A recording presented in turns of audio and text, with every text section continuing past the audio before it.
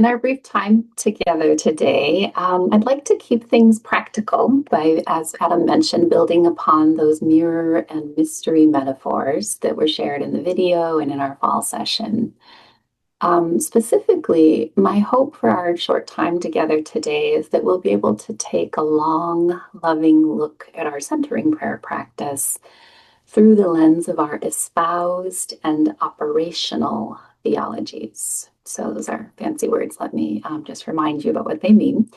Our espoused theology is what we say we believe about God. It may include our names for God and our beliefs about God. Our operational theologies reveal how we actually relate to God. And those may include what happens when we interact with God, especially in our prayer.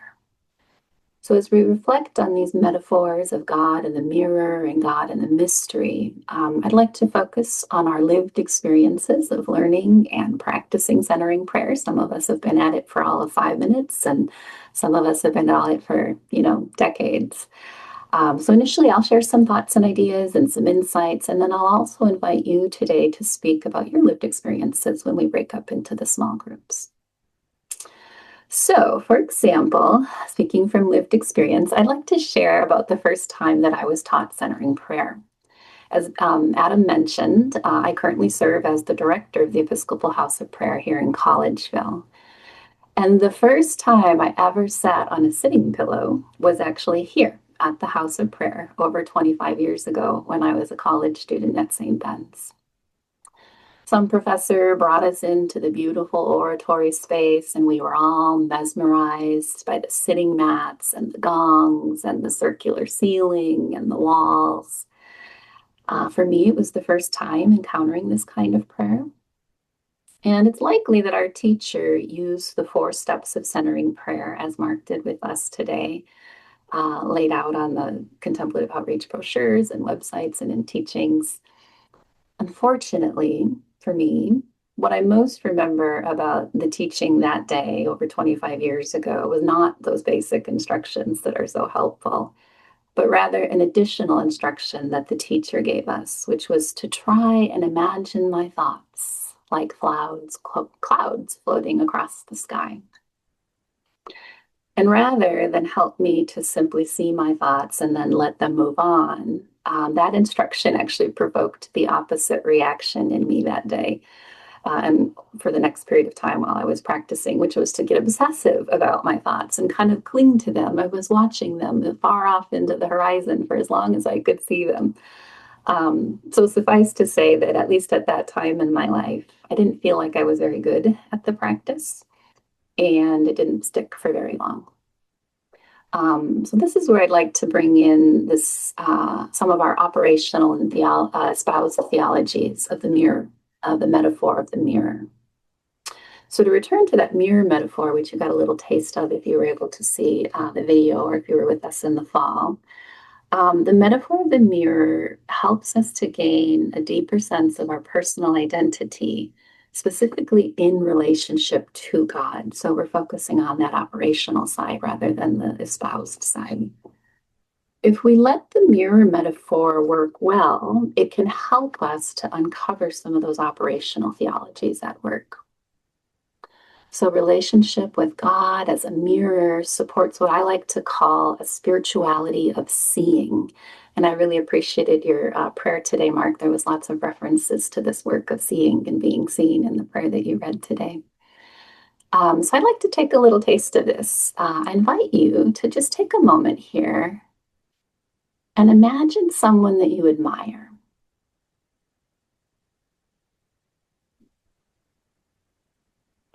As they come to your mind and your heart, bring them really close in as if they were actually here present, sitting in front of you.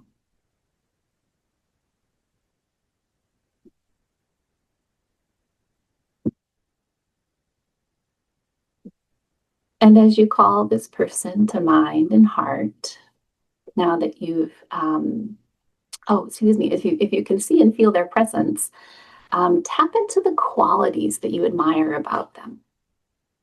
What is it that attracts you to this person that you admire?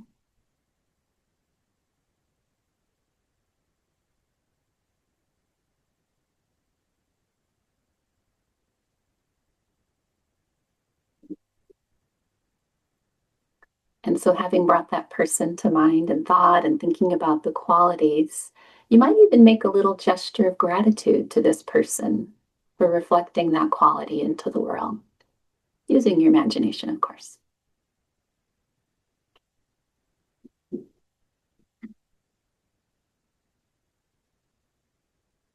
And so now, having doubled the size of our group today with our imaginations, I'd like you to further consider the possibility that you might be attracted to that quality in that person precisely because the seed of that same quality, or maybe even a blooming expression of it, already resides inside of you. We humans have a strong tendency to look outward, to look inward. And so, in this spirituality of seeing, what we often admire in others is the same thing that others can also see in us. Turns out that it works in a similar way with God. When we say God is good, or God is love, or God is just, our ability to see those qualities in God suggests that the same quality, having been made in the image and likeness of God, is also reflected in us.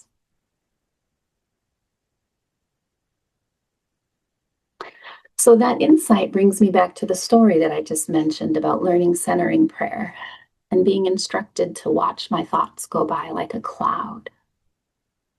Those instructions, at least at that time for me, made it seem as if my thoughts were something external to me, like objects or things that were best sent far away into the sky above.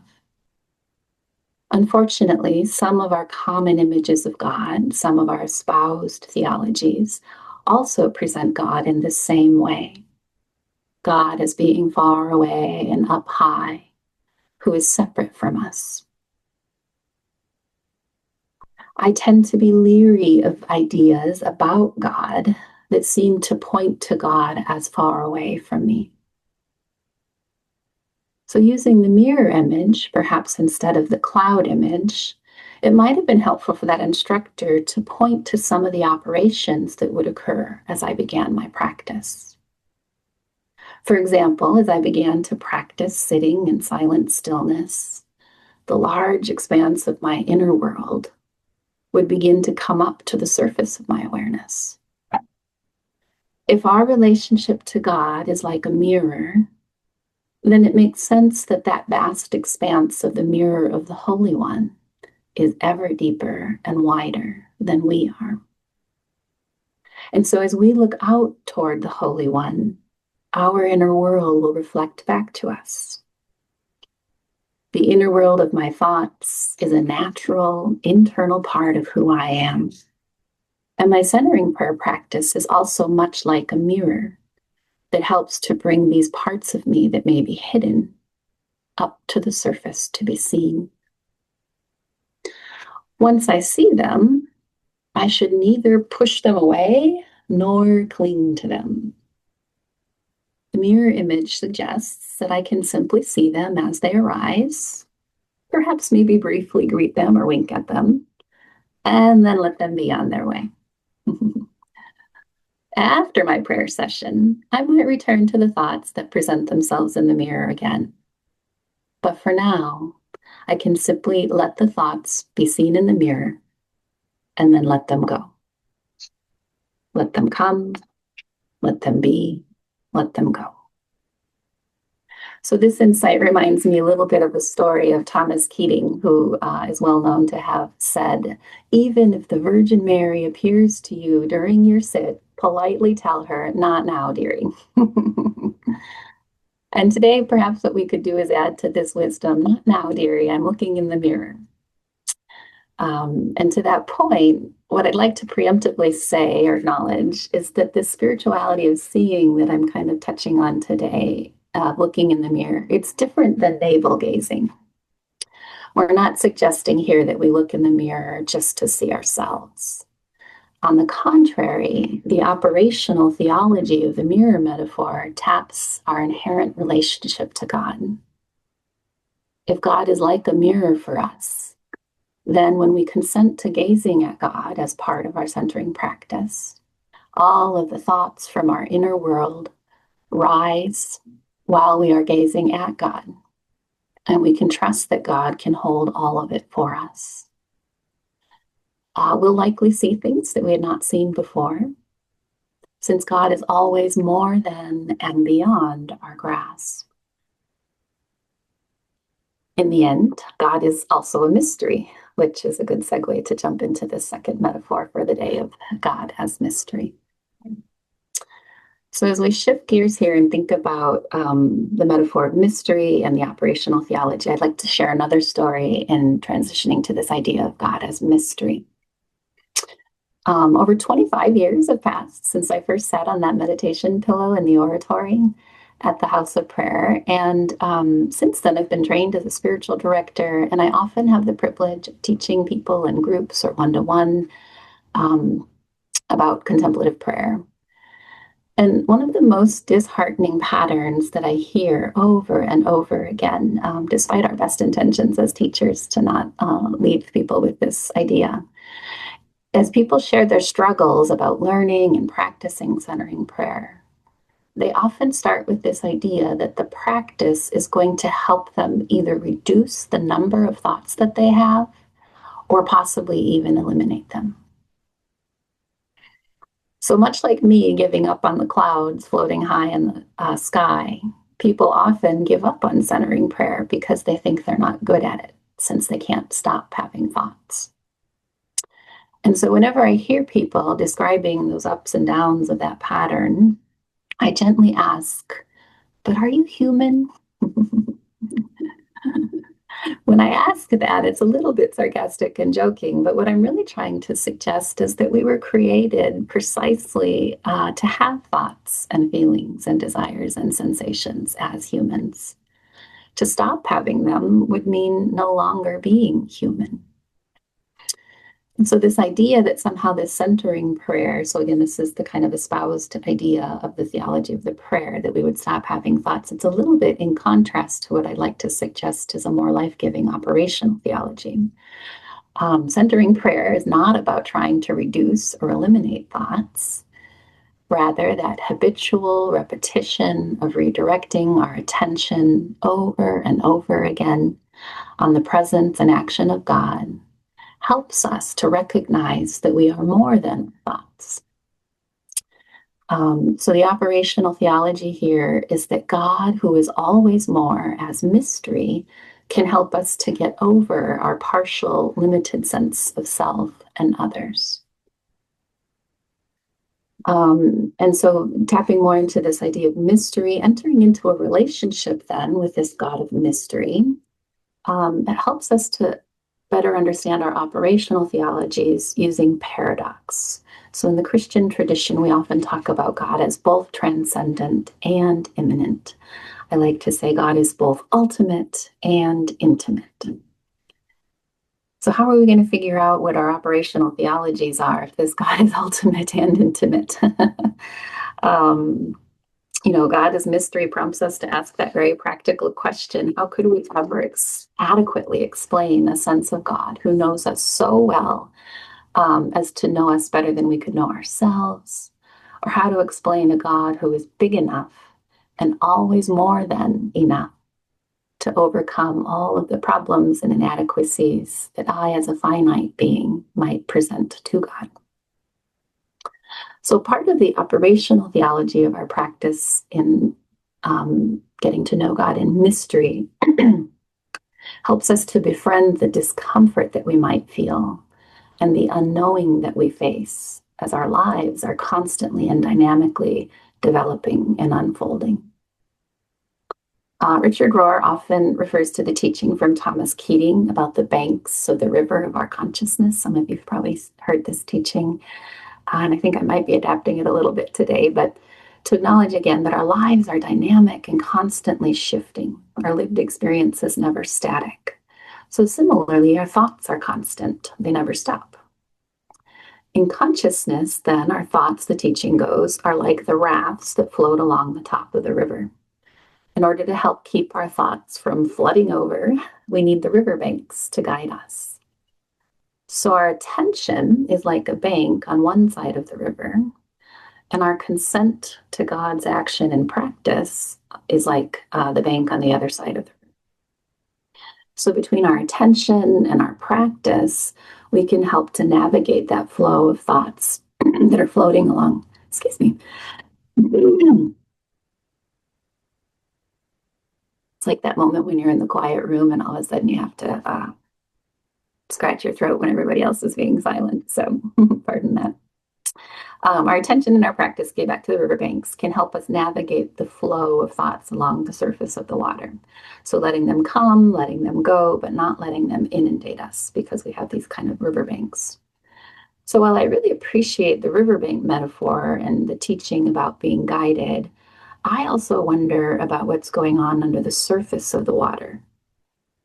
And I became more interested in what's going on in the depths of the water after I had a significant realization that came to me after I'd been practicing centering prayer for a while.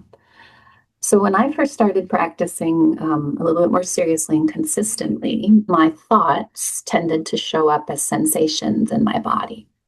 I constantly needed to shift or to rock back and forth or to move a muscle in order to learn how to sit in the silent stillness of the practice. And over time, as my body settled, I would also notice the pacing of my thoughts, pretty quick, constant.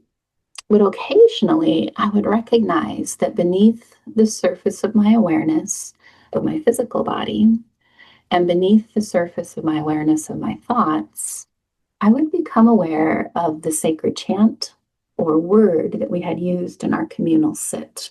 We happen to gather every Wednesday at the House of Prayer and sing a chant before we get started. So sometimes the words of that chant, I would just all of a sudden notice them sitting there under the surface of things. And what really caught my attention about becoming aware of the words of the chant again, because I wasn't trying to look at them, is that they would come at the same time that I was aware of my other sensations and thoughts. So it was like this multiple layers of my awareness kind of all simultaneously popping. Like I said, I wasn't trying to do it on purpose, but it would just sort of simultaneously show up. Over time, I became familiar with the pattern, but I couldn't really explain it. My mind tries to make sense of it by pointing to the insight that even if I have a million thoughts and sensations on the surface of the water, something deep within me, like the mystery of God, is already at work within me. Because of this happening kind of in the depths, I don't have a really good image or a name for God at work within me. I just know that the Holy One is simultaneously at work in the depths, even as I make my efforts to consent to that work. But to get back to that operational theology of trying to get rid of my thoughts, I don't have to get rid of my thoughts in order for God to be present to me and working on me. Even as I'm having my thoughts and my natural, normal humanness, God is also working in the depths with me. So the paradox is, like I just said, I don't have to stop thinking or feeling sensations in order to recognize that God is working on me in the practice. So once again, centering prayer is not about reducing or limiting those thoughts, but this habitual repetition of redirecting our attention and all the layers of it over and over again on the presence and action of God. God is always more as mystery, and God can help us to get over our limited senses of ourselves and also come to help us see both the depth and the breadths of ourselves kind of on the surface of the water and beneath the water. Practice. So for those of you that were with us in the fall, we talked about kind of different qualities of our prayer.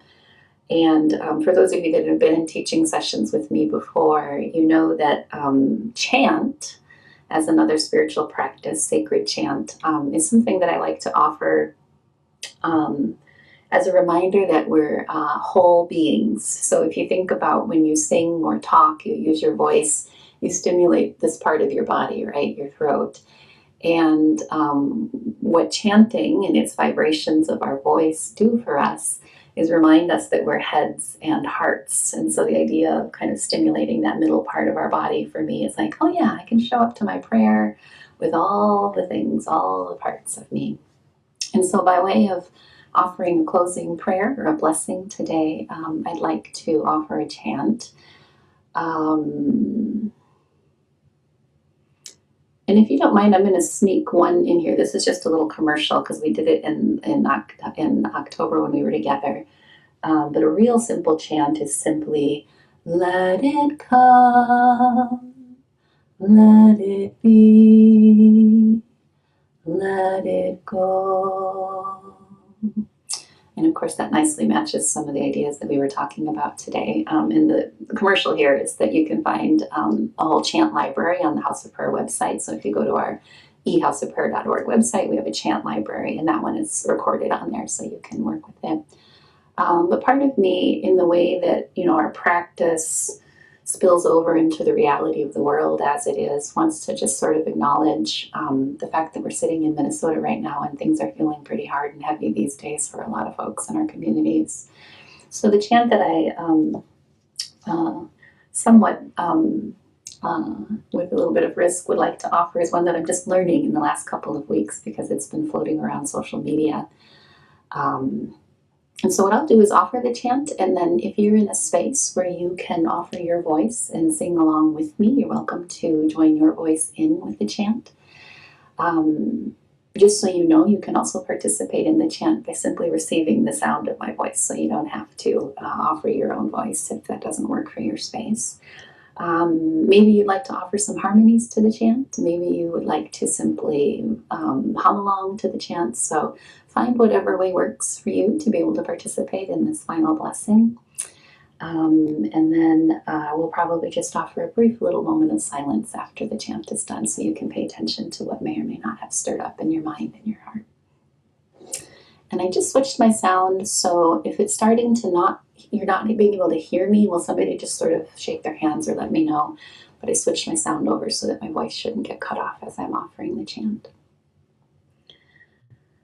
So let us offer this chant as a blessing for ourselves, for those in our communities, for our state, and for our world.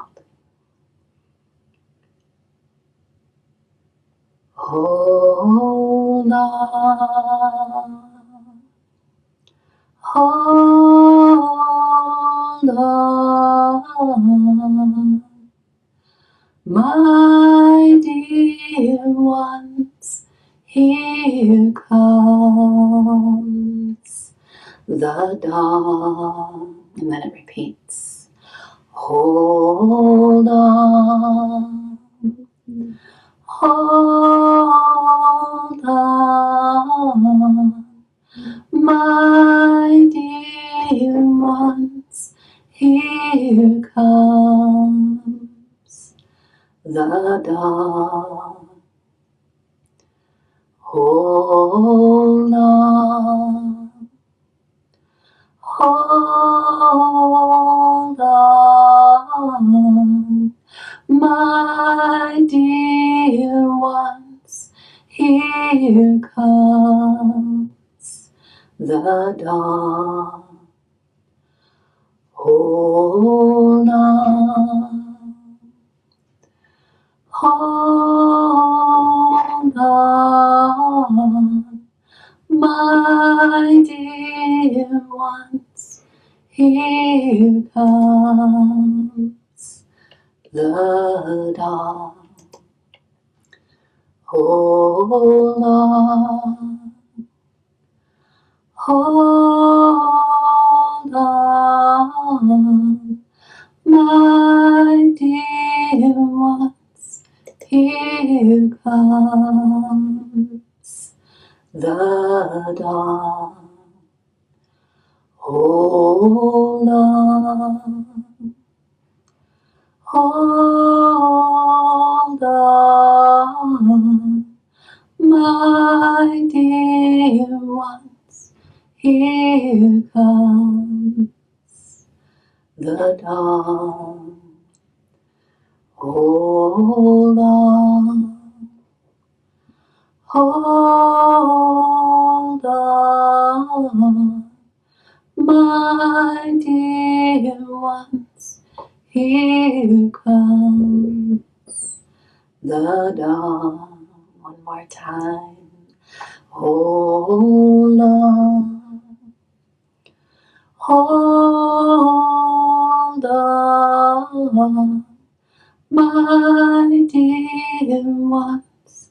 Here comes the dawn. And as we hold this space of blessing in contrast to our sound and our chant, let us offer a moment of silence, listening in to our minds and our hearts and our senses for anything that's stirring and wanting to be seen today.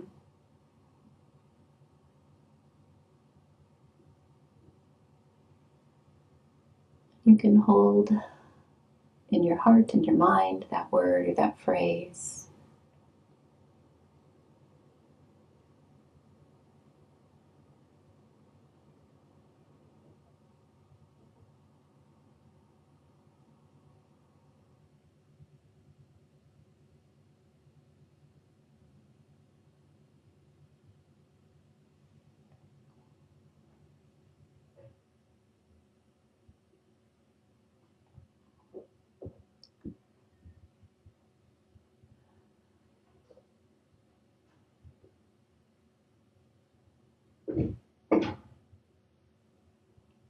In gratitude for all these words and all this work. Amen.